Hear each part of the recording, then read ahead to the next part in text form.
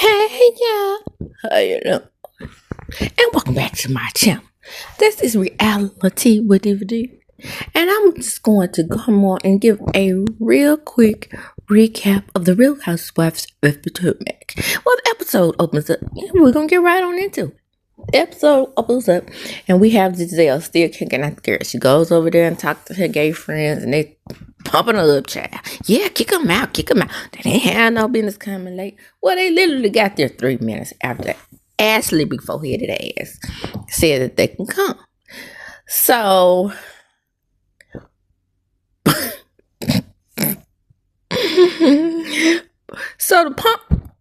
the gay guys said, go on out there, and get your money, girls. We gonna send Ashley. Ashley Big Head was very, very, very excited to do it. Now, when I started calling her Paul Bunyan, don't get mad at me. That's gonna be her new name. I usually call her Bubbles Forehead. Shout out to Kent. But now I got something different for her. Moving right along. Then we go to a scene with Wendy and her sons, and she's sizing them up. Well, it about to hit the fan. Karen and Ashley are going to go at it at that later house. Stacey's having to get together with a poor ass excuse for a charcuterie board. Let me tell you something. Now, I ain't never been a rich housewife of Potomac. I have never been a rich housewife of Beverly Hills. In none of these places. But, I used to work as a caseworker, down to the Medicaid office. And baby, those Medicaid old ladies. Well, I'm an old lady now, but they were older than me back then. My age that I am now. Baby, they used to set it out with the charcuterie. Do you hear me? All different kinds of cheeses. Oh, my mouth is watering. Yes, Lord. Cut to perfection. That little black dotted cheese that I don't remember the name of.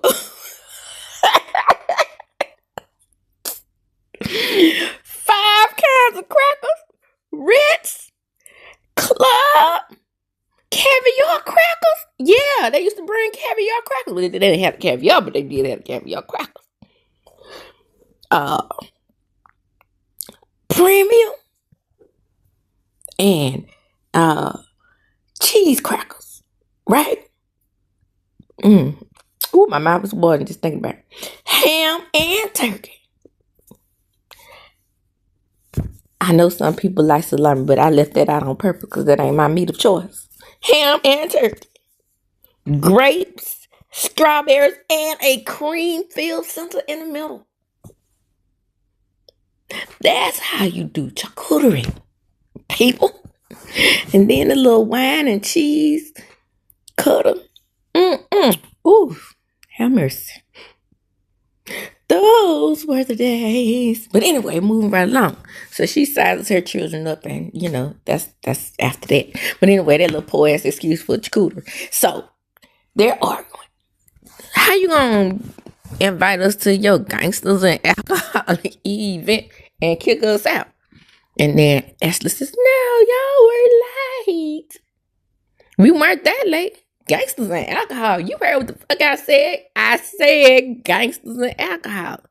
Then she said, well, I do apologize. This is Jassy talking. I do apologize for shutting the door on you, Ashley. Ashley. As soon as she said it, she breaks into white girl mode. She's the real Karen on the show. Oh, yeah, girl. Oh, you destroyed my whole shoulder. I think you turned my rotisserie cup. Ashley, you and that forehead is something else, other girl. You be lying at damn forehead and be talking while you lie. Whew, Paul Bunyan. Girl, you are a mess. And then Karen comes in. Karen, what the fuck is going on in here? Karen goes to the kitchen. Ashley gets into it. Then she tells Ashley. Ashley tells her, well, wait a minute. Now, you did tell Giselle that the event, you weren't going to your event. You were coming to our event. But then you invite the girls at the last minute on the last day. And then Stacey's like, well, I mean, we didn't expect to be treated like that. I mean, are we supposed to have security? And then Karen apologized a little bit. And then her action continued to go back with, I should have known, holding up 3 fingers. Now, did anybody else notice that? When you brought me those 4 receipts for the Uber, you were full of shit. And then Karen. And then Ashley say, well, I mean, and I could have died. And Ashley says, well, you could have killed somebody else as well. And could have. Because you know, you're the queen of deflection. And is. And then Karen said, and so are you. I remember that time when Michael was pinching asses. It was you who was doing the deflecting, right? You couldn't talk about it. Yeah, I mean, both of y'all in the same little red wagon, if you ask me. I mean, meat potato. So, moving right along, we go over to the old Cepho home, girl. That old Cepho food. Now, let me just say this right here about the Africans. Now, you know how I feel about my African brothers and sisters. I'm not like most Black Americans. I really am rooted in our culture. Even though I've never been to Africa, need to go, but you know how that works. I'm fearful of flying, and I know you can't get there unless you on a boat. The way we first got here, or on a plane, and I only do trains and buses. Okay, it's been up too high. It's really not. You know how like people have a fear of flying because they think the plane is going to crash. And you know, I feel like that's true, that you could crash in a car. Same thing. But it's the height for me. And I'm afraid of heights. So I have anxiety on the plane. And then they have to stop the plane, shut it down, and park in the river. Like Mr. Hudson over there. What was his name? The one that parked in the river? In the Hudson River? I called him Mr. Hudson. What was his name? Anyway, you know who I'm talking about. Anyway, so I'm moving right along. So I love that. But that whole cultural, bringing all the cultures to America, I don't like. That's just like with the whole her staying in that professor position because you either supposed to be a professor, a doctor, or a an education of some sort, or a damn lawyer. This is America, Jack. Shout out to the late John Amos. We gonna do what the fuck we want to do in life. And so the same thing applies here because Eddie's family don't like Wendy Cepho.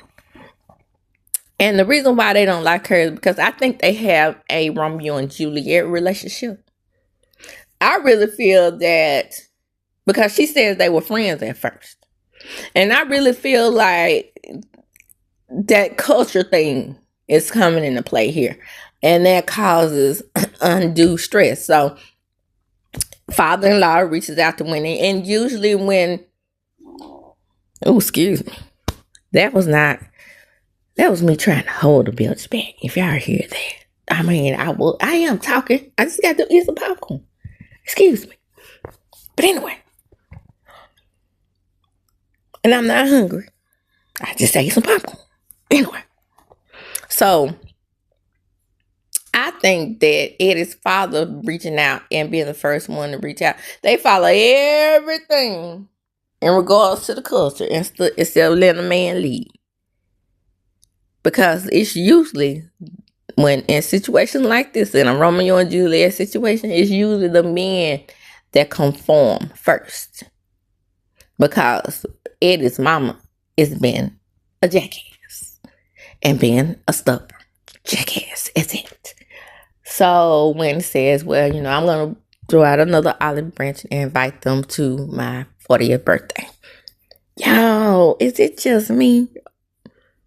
Or did y'all think, am I the only one who thought Wendy was already 40? I mean, she's a beautiful woman. Black don't crack. But just now turning 40, I wasn't ready for that. Baby, when I saw Wendy stepping with her sorrow at that party, Baby, I said, y'all sleeping on Wendy.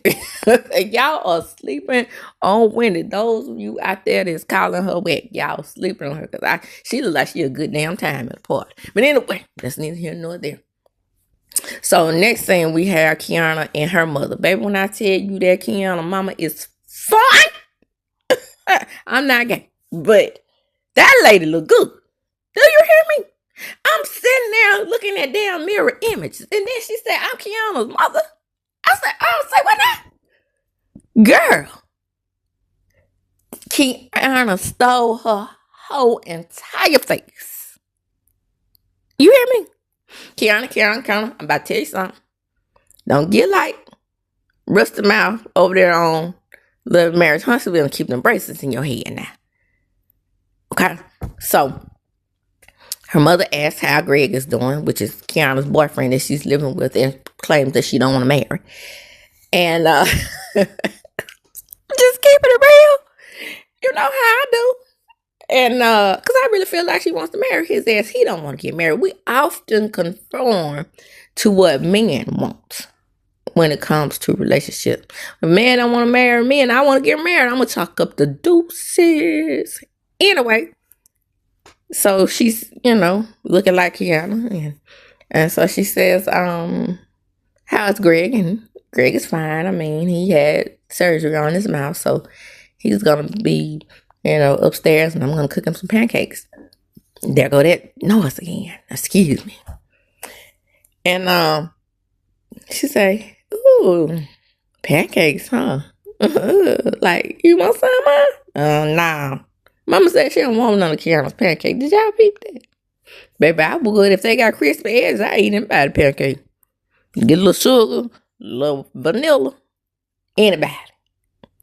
I don't care if they look like Giselle's pancakes that look like a road map. If they got crispy edges up on them, shout out and let me know how y'all like y'all pancakes. I've seen people that like their pancakes light skinned. I don't know about all that. I like my pancakes to taste like crispy cookies. Around the edges, I do. You know those little flat crispy cookies? Thin crispy cookies. Chocolate chip, if you will. Not chocolate chip pancakes. I like my pancakes plain. But, if you ever had one of those thin, really almost paper thin cookies, oh, my mouth is watering. I had seen some over there. Oh, yeah. Martha made some for Snoop on his birthday, and they ate some on Watch What Happened Live. Those cookies, if you saw Watch What Happened Live. Now back to the scene at hand. So, Mama Kiana says, so when y'all get married? I'm just, gonna throw that on out there. Mom, I'm not the marrying type. You a damn lie. Oh, remind me, my audience, to get y'all the taglines. Wait a minute. Let me see. Can I remember? I know Ashley's is I'm jumping out of the kiddie pool into the dating pool. Karen's is I don't ride the fence. I am the fence and the gatekeeper. Something like that. And Stacy's is I could steal the show. I know that part because that sounded good to me. And then Wendy's is I don't grade papers, but I'm still passing judgments. Now, you guys, she's not saying that she's the way y'all took it. She's not saying that she's contest clues. We were contest clues. Didn't y'all learn that in English class? Apparently not, because I'm seeing so many people saying, who can she judge? She don't need to be judging nobody. She's saying she's passing the judgments of people who judge her. Come on, y'all. Oh, my word. And I don't remember what Giselle's were because they probably not remember either. But I get with y'all on that at the end. So I did Ashley, Wendy, and Well, I need Stacy and who else do I need? Not really Karen, because I don't want to do that humping and riding no fence no more. Girl, stop. It's old, tired, and through. Okay? Stop. Let it go, Elsa. Um, I don't remember what Giselle's was. Was it something about her kids and her being an empty nester? I don't know. And then, Mia Bad-Skinted Thorn. Hers is something about divorces. Marriage is temporary, but ink is permanent. Child, that's just what ink wanted to hear. Don't you know that? That's the motherfucker. If he didn't have on clothes in the scene that I saw him in, you will see him drying up like SpongeBob when he go to the desert with Sandy. That goes to show you I have children. Okay, little children like that. So next thing we have Giselle and Goofy Jamal Brown. Well, what can I say? All I can say is thank the heavens and the ancestral plane and my ancestors and their ancestors and the ancestral plane that Giselle girls are on, that they look like Giselle. I was wrong for that. I'm sorry. I apologize. But baby, I can't even lie to you. When I was in the touch, now I'm just a fucking heathen in the center. But when I was in the church, have mercy. Jamal Bryant, his words made him attractive child. I can't even lie, that man can orate. I'm just saying. So she's like, Jamal, you gonna be able to go to church tomorrow? He's like, I'm gonna come here. Well, they're gonna stop me coming here to see my girls go on a prom date. And that's okay. That's okay. And Grace come down and help an angel in the door get ready. You know, I could tell one is good and one is evil, honey. Not really like that, but like that. Cause one wanted to come home at 2:02, and one wanted to come home at 12. And Daddy said 12:30. Let's meet them in the middle. Even though you didn't raise them right, and you weren't there for them, like raising them like that, that's a good compromise. 12 o'clock, 12:30. Thereabout. That's a good compromise for a curfew. My children are gonna be home by 11:15. No. One of them said it 11:30. Cause she be done dancing by 12 o'clock. 12 o'clock was too late for her. But anyway, they go take pictures and they're on their way and tell us, oh boy, one of these days on this show, we're going to see a tear actually fall from that icy eye. Cause they all, now her eyes will get kind of watery, but that tear never falls. All I want is just a single tear, like on Glory, that Denzel tear. That's all. Or like Brooke from The Bold and the Beautiful. Just one single tear that will actually fall will let me know that there is no longer ice all up in her veins. One day we're gonna get it, y'all. Y'all ready? I might start bawling myself if I finally get to see that Ice Queen shed a tear. I'm just saying. And anyway, in the next scene, we had Inks. Oh my word. When I tell you I don't like Murder Inc. and his thirst. And it's just really, really sad that Mia can't see the sand dunes oozing from his skin.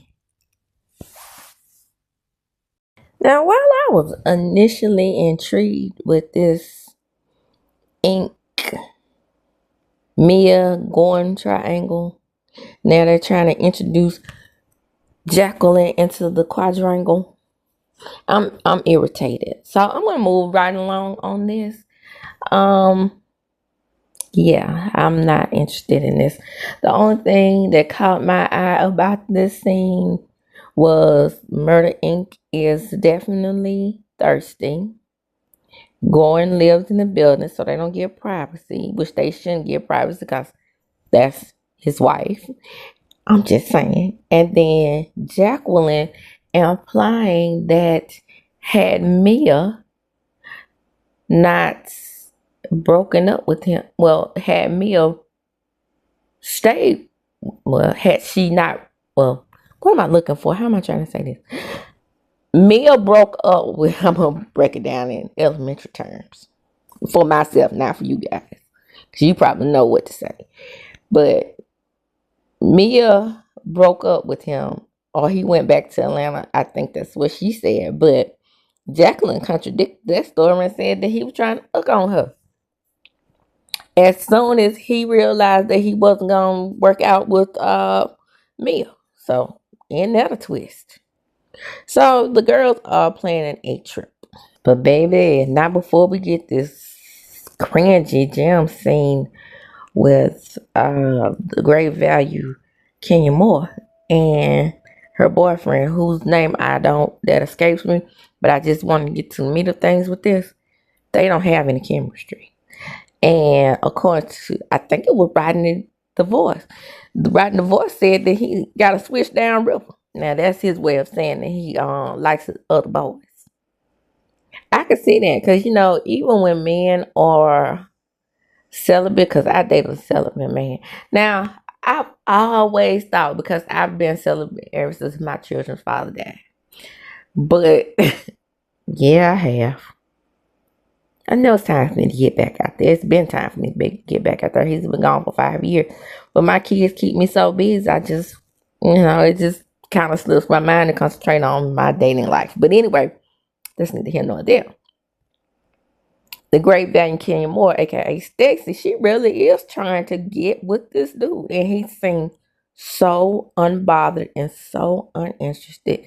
It's just almost cringy to watch. And then it's giving Martell and Sheree vibes, because you remember when Sheree crossed over to Love and Marriage Huntsville, if you watched the crossover version, he acted like he didn't know her. He called her his friend girl. It was so hard for Martell to go along with Carlos's plan. And in some ways, I'm beginning to think that this is like some kind of joke or something, or this may be what they accuse the real Kenya Moore of her first season, like asking dude to come on the show to, juice things up. And their storyline is for him to be celibate. I don't know. But I will say this again. If a man is really into you, all that rubbing and tugging and pulling she was doing on him, child, they gonna get a rise out of something, if you know what I mean. Move right along. So, Ink and I ain't gonna call somebody an auntie, right? Cause he look older than Giselle and Karen put together. I can't make this stuff up. But she was talking about how Giselle is, owes them an apology for kicking them out. And then they started talking about Karen's case, and she was like, "Oh, Karen got criminal charges," and they were whispering. And then she said, "Why are we whispering?" Yeah, why are y'all whispering? It's going around the corner and through the woods at that house somewhere. He probably is. At first, when y'all probably got together, he probably liked watching y'all, but he probably didn't know that y'all were going behind his back. See, it's rules to this threesome stuff. So Giselle invites the girls out to dinner on her apology tour, which, if we all know, right? We're gonna talk about this, or we just gonna sweep it on the rug. We all know if Robin was on the show with these two dark skinned new women, well, the great Value King Moore is not dark skinned, but compared to Giselle's almost clear. Okay, she's just like 2 steps from being clear. Okay. So with these two dark women, she would be, if she had her partner in crime, she would be dragging their asses for filth and would not give them air to breathe. Do you hear me? So all this, I can apologize now stuff, it's a little too late for me, because what I want to see is, could you have done that when your lap dog was on the show? Robero, Roble, Robster. Could you have done it when she was on the show? If you couldn't do it then don't do it now. Be your normal Giselle self, because this is coming off fake and phony. So Giselle asked Stacey to tell her more about herself, and Stacey goes into the spiel about how she is, breaking up with her husband, and she has one child. Giselle assumed she had two, and she's like, "No, I have one child. Her name's Arabella." I hate that name. I do. That must came straight out of Germany, and it's nothing that I like anything about Germany. Well, the fact that they did treat Jesse Owens better than the Americans did, but I guess if he lived in Germany, do we really know how he would have been treated? Now, see what the problem is, and I'm definitely no Hitler apologist. Believe me when I tell you that. But my history serving me correctly, he really wanted a all-white society, Caucasian, pure lily white blood. But I think he meant purity of all races. And it wasn't, my point is, it wasn't that much different than what was going on in America with segregation. When Jesse Owens came back on this soil, he was treated like shit. Now, how did I get on this? See, I do that. Get in that history that I forget what I'm talking about the show. Forgive me. We were talking about the Germans.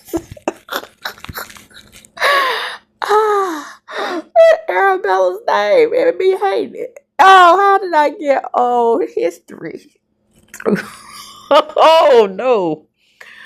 Whew, that was a quite a history lesson. If you know, you know. So anyway, move right along. So anyway, then she learns more about Stacey, and then I think Kay is there. But let me hold on. Let me pause you all, and I'm going to go back to the show. Now, Stacey did say she had children. She did, because she was like, when she got on to, and Kay is there about it. Is that Kay or is that the new girl? One more time, let me pause. Okay. I'm sure Kay is not there. But Stacey is dragging Ashley, because she's like, you come to my house over charcuterie, and I tell you my business, and you bring it back to the table before I can even say anything about my own business. Well, that is true. However, and please believe me when I say that I don't regularly, take up for Paulina Bunyan. But, I said Paul Bunyan, but we're going to call her Paulina because, we can't just call her something. We can't just misgender her and what's not. Like we used to do Robin. I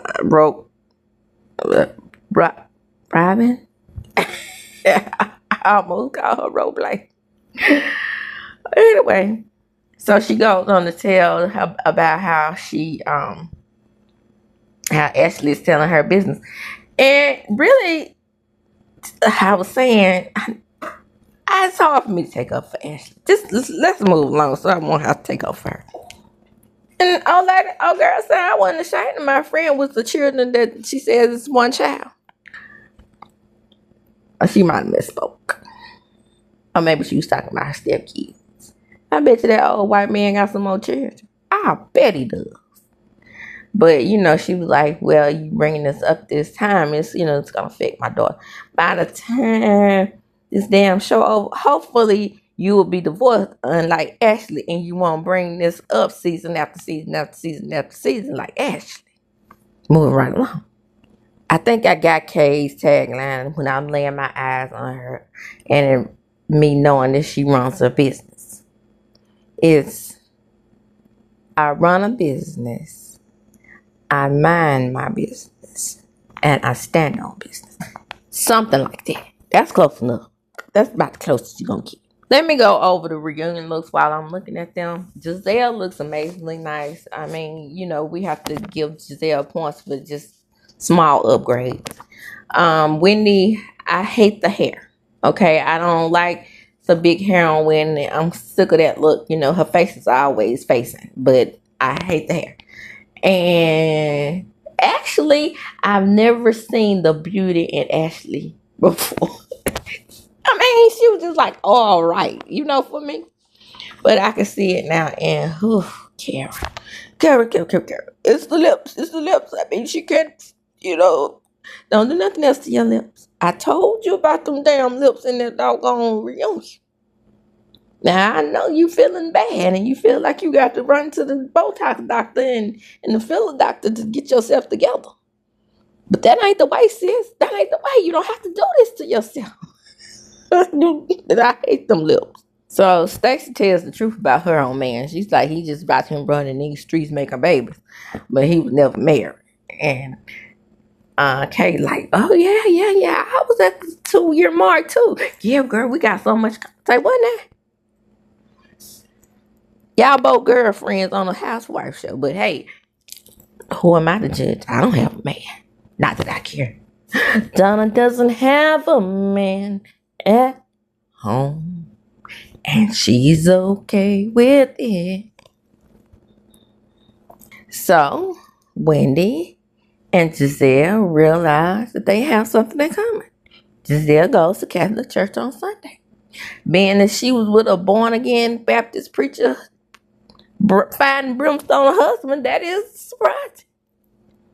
Now, Giselle says she's enjoying Wendy. You probably would have enjoyed her more because we've been telling you she's cool people. Except for the people who say she's wacky, and I don't get with that because, like I said, she has intelligent humor. It goes up a lot of people's heads. But when you're intelligent yourself, you be right there with them. I'm not saying I'm intelligent. That's what the people say. Yeah, speaking of people saying things about me, y'all go down in the comments and tell me what can I change about my commentary. What you don't like, what you dislike. That's what the comment section is for.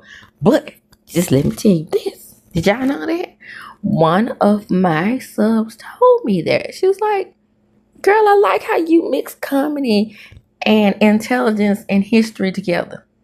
Then, you do have some people that got down there and said, can you just get to the point? Oh, so I try to mix it up. Okay, move right along. The point is, she says she's enjoyed with. Again, would she be saying it if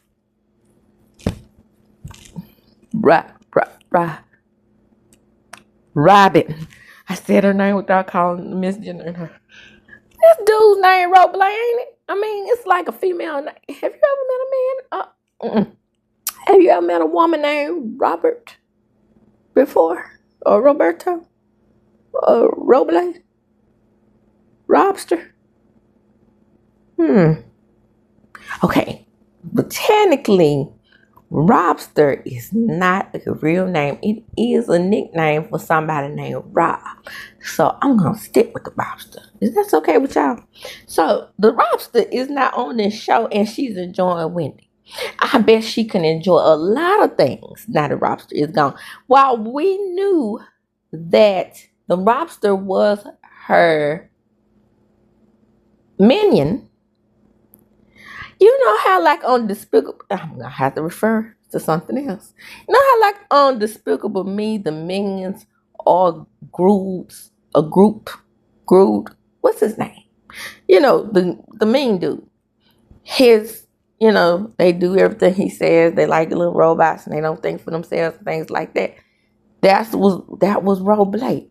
But when they got separated from him in the third episode, or the third installment, he was kind of lost without them.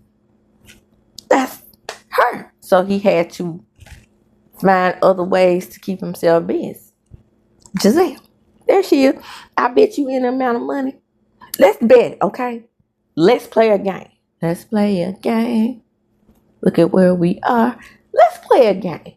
Let's see if Giselle in the next few episodes stay out past 11 o'clock and allow them to enjoy themselves at the party.